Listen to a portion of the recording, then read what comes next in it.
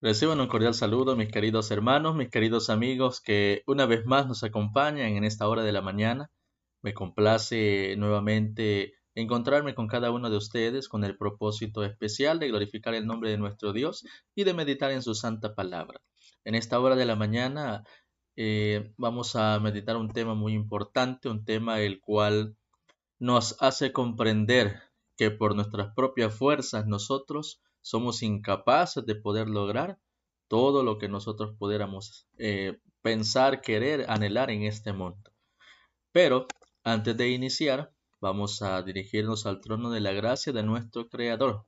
Recordemos, hermanos, que antes de poder meditar la palabra de nuestro Dios, debemos de pedir a su Santo Espíritu que pueda hacernos comprender para que podamos atesorar cada palabra, cada aspecto que podamos nosotros encontrar plasmado en las Sagradas Escrituras. Así que, hermanos, los invito a que puedan acompañarme donde quiera que ustedes se encuentren para que puedan orar conmigo y así dirigir nuestros pensamientos al trono de la gracia de nuestro Creador. Oremos, por favor. Leñoso y amante Padre, que su morada es en las alturas de los cielos, alabado, glorificado y exaltado sea su nombre por toda la eternidad de los siglos. En esta hora de la mañana le damos gracias por la vida, gracias por darnos su grande amor y misericordia, por concedernos el privilegio de ver la luz de un nuevo día. Ahora que hemos de meditar en su santa palabra, le imploramos que abra las cámaras de nuestro entendimiento, que podamos comprender lo que hemos de estudiar y que lo podamos atesorar en nuestra mente y en nuestros corazones. Guárdenos en el hueco de su mano y bendiga también a nuestros hermanos y amigos que han de acompañarnos en el estudio de este devocional matutino. Son favores y súplicas que le imploramos en el bendito nombre de Cristo Jesús. Amén. Bien, queridos hermanos, en esta mañana de este 31 de marzo, ya se nos fue el tercer mes de este año 2026 y me complace compartir con cada uno de ustedes el tema correspondiente para este día, el cual lleva por título El poder salvador de Jesús. Para ello vamos a citar un texto que se encuentra en el libro de Segunda de Corintios, capítulo número 12, versículo número 9. Es un texto, queridos hermanos, muy interesante, un texto muy llamativo. Y dice a la letra, y me ha dicho, bástate mi gracia, porque mi potencia en la flaqueza se perfecciona. Por tanto, de buena gana me gloriaré más bien en mis flaquezas, porque habite en mí la potencia de Cristo. Amén.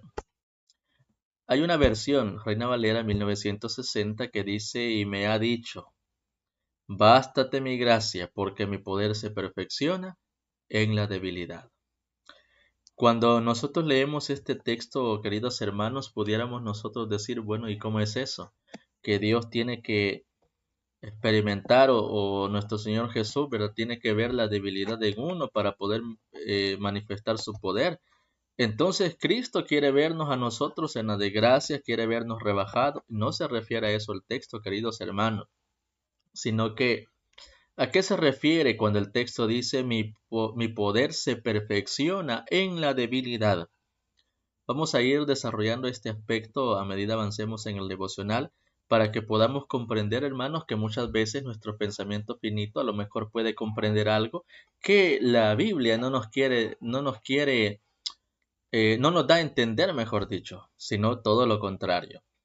Ahora, dice la matutina, la fe por la cual vivo, correspondiente para este 31 de marzo, lo siguiente.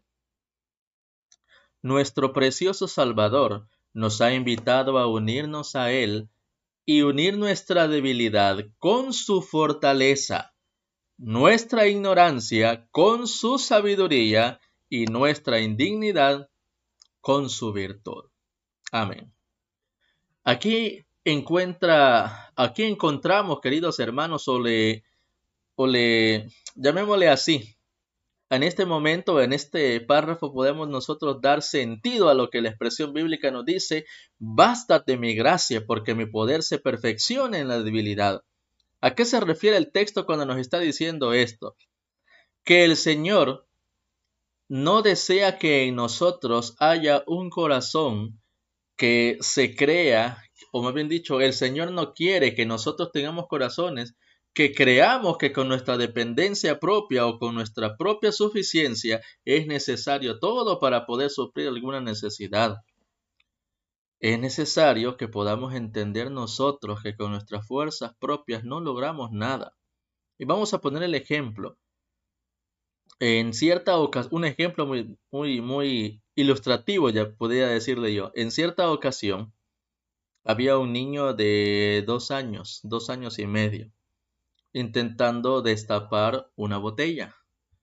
Y esa botella estaba bien presionada, estaba bien segura. Sus padres se habían encargado de asegurar muy bien esa botella para que no se derramara absolutamente nada.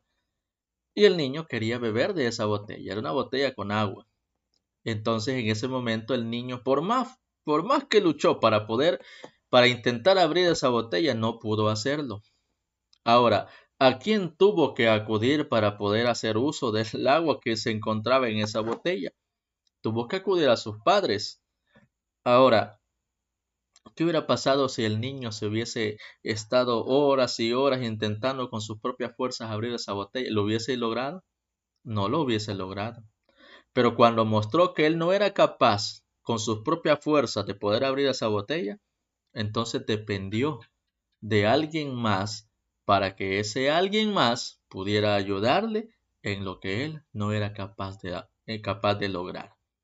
Lo mismo sucede con nuestra vida espiritual.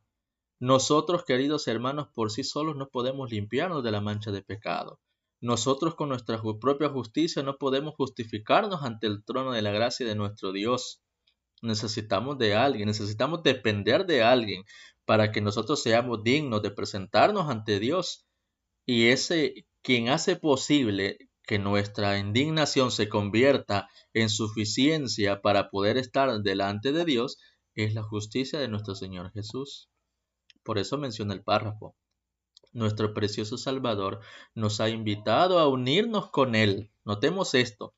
No es que el Señor desea vernos sumidos en la debilidad, en la desgracia, para que en ese momento Él actúe. No, no se trata tanto de eso, queridos hermanos. El Señor desea que antes de que nosotros nos demos por vencidos, recordemos que la única esperanza del hombre es Dios, es nuestro Señor Jesús. Por eso menciona el párrafo. Él nos invita a que unamos nuestra debilidad con su fortaleza, a que unamos nuestra ignorancia con su sabiduría y que unamos nuestra indignidad con su virtud. Debe haber un poder que obre en el interior, una vida nueva de lo alto, antes de que el hombre pueda convertirse del pecado a la santidad. Noten esto, tiene que haber una transición y a medida esa transición se vaya completando, será obra de la ayuda de nuestro Señor Jesucristo, quien nos justifica ante nuestro Padre Celestial. Ese poder es Cristo, queridos hermanos. Solamente la gracia de nuestro Señor Jesús puede vivificar las facultades muertas del alma y atraerlas a Dios a una verdadera santidad en la cual nosotros vamos a ser dignos de presentarnos delante de Dios. La idea de que solamente es necesario desarrollar lo bueno que existe en el hombre por naturaleza es un engaño fatal, queridos hermanos. Sabemos que en el hombre no hay absolutamente nada bueno. Incluso la Biblia menciona de que somos una podrida llaga, somos como un trapo de inmundicia. Toda cabeza está enferma, todo corazón doliente, dice las Sagradas Escrituras. Pero, ¿en qué momento nosotros podemos dar esa afirmación al texto bíblico? En el momento que nosotros dejamos de depender de Cristo.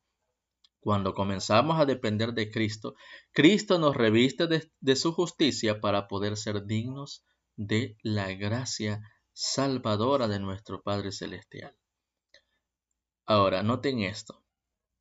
De Cristo está escrito: en Él estaba la vida, y la vida era la luz de los hombres, el único nombre debajo del cielo dado a los hombres en el cual podemos ser salvos.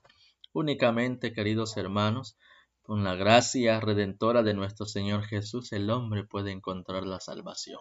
Únicamente así. El apóstol Pablo comprendía todo esto. Y es por eso que él ansiaba, queridos hermanos, él ansiaba una verdadera pureza. Por eso dice el párrafo, el apóstol Pablo ansiaba la pureza, la justicia que no podía alcanzar por sí mismo. Él comprendía que necesitaba de los méritos de nuestro Señor Jesús, necesitaba revestirse de la justicia de Cristo para poder alcanzar esa justicia que lo hiciera digno delante de Dios. Y él decía, oh hombre infeliz que soy, ¿quién me libertará de este cuerpo de muerte? La misma exclamación ha subido en todas partes y en todo tiempo de corazones sobrecargados, queridos hermanos, de corazones que reconocen que no pueden hacer absolutamente nada por sí mismos. Y esa misma exclamación debiera de salir de nuestros labios. No nos jactemos, queridos hermanos, que somos capaces de lograr esto, de lograr lo otro. Recordemos, hermanos, que con nuestra propia justicia no vamos a lograr ser salvos. Necesitamos revestirnos de la justicia de Cristo para poder así encontrar redención y la expiación de nuestros pecados. Ahora, no hay más que una contestación para todos. He aquí el Cordero de Dios que quita el pecado del mundo. La solución para la vida del ser humano, queridos hermanos, cuando se encuentra sumido en el pecado, la solución para el hombre que cree en su suficiencia propia, o la solución o el remedio para aquel hombre que se encuentra en una desgracia total por el pecado de este mundo, es Cristo Jesús, queridos hermanos. Aquel que Juan el Bautista llamó el Cordero de Dios que quita el pecado del mundo. Sin Cristo, queridos hermanos, el hombre no puede ser justificado. Sin Cristo, queridos hermanos, el hombre no puede obtener fortaleza de lo alto. Pero es necesario para que obtengamos esa fortaleza que nosotros podamos manifestar que somos débiles, que por nuestras propias fuerzas no vamos a lograr nada. Y muchos pudieran decir, entonces debemos de darnos por vencidos. Es que, queridos hermanos, por más esfuerzo que nosotros podamos hacer con nuestra suficiencia propia, no vamos a llegar a ningún lado. Necesitamos siempre depender de nuestro Señor Jesús y de su gracia redentora para poder ser salvos. Si bien es cierto, Dios obra en el corazón del hombre y a medida el corazón del hombre se va ensanchando de amor, a medida que el corazón del hombre se va inclinando a hacer la voluntad de Dios, el hombre va adquiriendo capacidades para poder desempeñarse terrenalmente. Capacidades, ¿verdad?, que pueden convertirse en una bendición para aquellos que los rodean. Pero es necesario que el hombre dependa únicamente de nuestro Señor Jesús, que no crea que con su propio esfuerzo va a lograr algo, porque nosotros, queridos hermanos, nuestra justicia es una justicia que realmente no puede hacernos dignos de cualquier obra maravillosa que podamos nosotros hacer en este mundo. Es necesario un nuevo nacimiento. Es necesario una nueva mente por la operación del Espíritu de Dios que purifica la vida y ennoblece el carácter. Necesitamos, queridos hermanos, que el Espíritu Santo transforme nuestra vida, que el Espíritu Santo pueda hacer ese cambio en nuestras vidas, en nuestro corazón, en todo nuestro ser, para que nosotros podamos rendir así los frutos del Espíritu.